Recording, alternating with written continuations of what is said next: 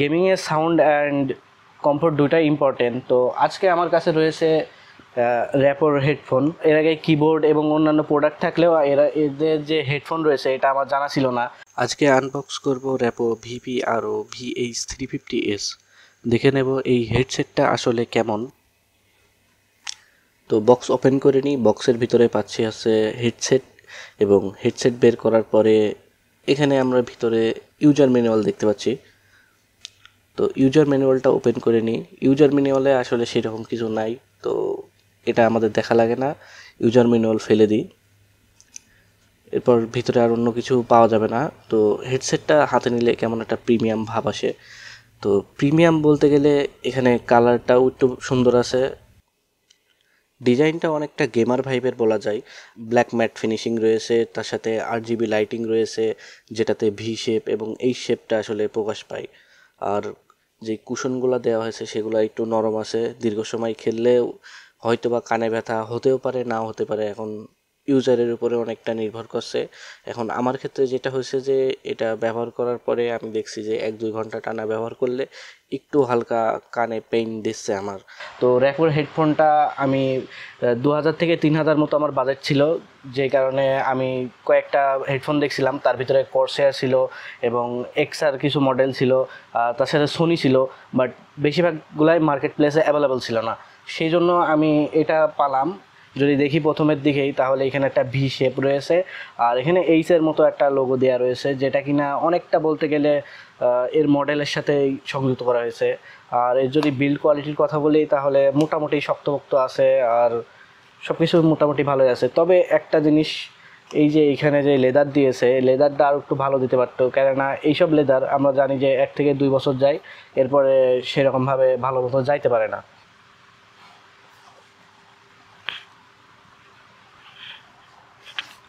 এখান থেকে আপনারা অ্যাডজাস্ট করে নিতে পারবেন যে আপনার কতটুকু দরকার, সেই পরিমাণে আপনি অ্যাডজাস্ট করে নিতে পারবেন। এটা অনেকখানি বড় হয়, তো আশা করছি যে যে কারোর মাথায় খুব ভালোভাবে চলে যাবে।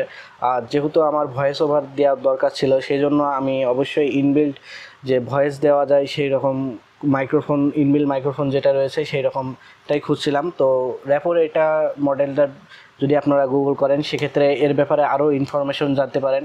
আর এটা হয়তো বা 2000 থেকে 3000 টাকার ভিতরে আমার মনে হয় যে সবচেয়ে বাজেট একটা বেস্ট ডিল হতে পারে। 2 থেকে 3000 টাকা বাজেট করলে যদি আপনি 8GB, অবশ্যই আপনার যদি পছন্দ থাকে সেক্ষেত্রে আপনি হ্যাবিট, এফোর্টেক, কোর্সেয়ার এবং সোনি হয়তোবা দেখতে পারেন, কিন্তু সেগুলোর ভিতরে বেশিরভাগ দেবেন যে নন 8GB।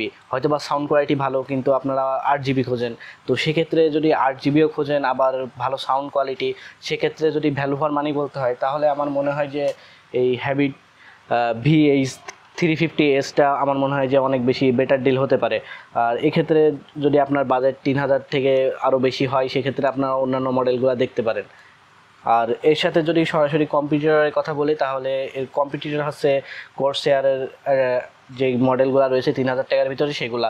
তো সেগুলার ভিতরে আসলে 8GB দেখা যায় না, অথবা এর মতো সাউন্ড কোয়ালিটি হয়তো পাওয়া যায় না।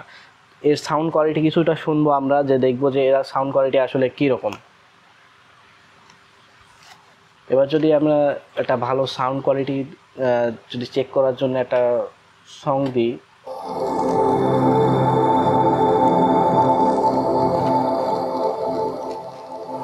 এটা চেঞ্জ করে যদি একটা ভালো একটা অন্য সং দিয়ে ট্রাই করে দেখি।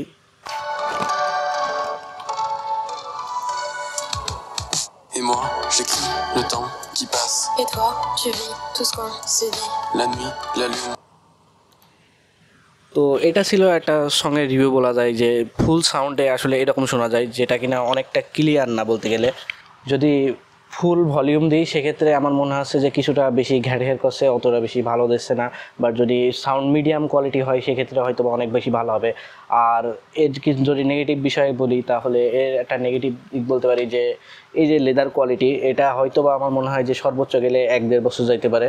একটু বেশি ভালো করে দেখে শুনে রাখলেও হয়তো বা 2 বছরের বেশি যাবে না আসলে। আর এটার ওয়ারেন্টি দিয়েছে আমাকে 2 বছর। আশা করছি যে 2 বছর মতো কোনো রকম প্যারা দেবে না, যেখানে অন্যান্য ভালো ভালো নামি দামি কোম্পানি 6 মাস থেকে 1 বছরের বেশি গ্যারান্টি দেয় না। তো এটা 2 বছর দিয়েছে, এটা অনেক ভালো বিষয়। আর তারপরে এর সাউন্ড কোয়ালিটি যেটা বললাম যে হাই যদি ভলিউম থাকে সেক্ষেত্রে সাউন্ড কোয়ালিটি অত বেশি ভালো পাওয়া যাবে না।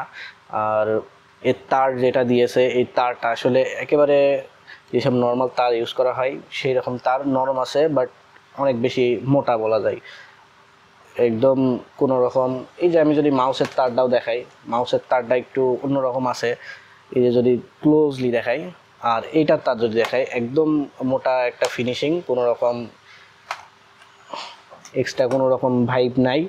আর এটার আমি রেকর্ডিং করছি, ভয়েস ওভার দিয়েছি, তো ভয়েস ওভার ভিডিওতে অন্যান্য জায়গায় দেওয়া হবে, সেটা শুনলেই বুঝতে পারবেন যে ভয়েস ওভারটা কীরকম। আর যদি লুকসের কথা বলি তাহলে লুকসটা আমার কাছে একেবারে মিনিমালিস্টিক, মানে ছোটোখাটো হিসাবে আমার কাছে ভালো লাগছে।